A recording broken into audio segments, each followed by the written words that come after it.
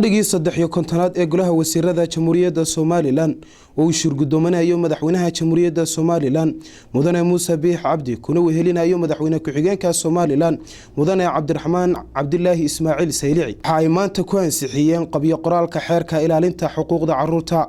sidoo kale goluhu waxa uu warbixin ka dhageystay wasiirka wasaaradda waxbarashada iyo sayniska Somaliland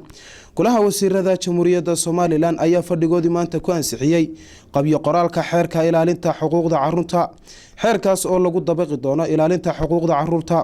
waxa kale oo goluhu dood ka yeesheen qabyo qoraalka xeerka maalgashiga qaranka sidoo kale wasiirka wasaaradda waxbarashada iyo sayniska ayaa golaha warbixin ka siiyay waxbarashada dadka baahiyaha gaarka ah isagoo xusay doorka wasaaradda ee dadkaas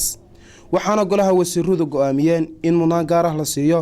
ugu dambeyn waxa uu goluhu dood iyo falaqeyn ka yeeshay xaaladda guud ee ganacsiga kala xadeynta ganacsiga tayada ganacsiga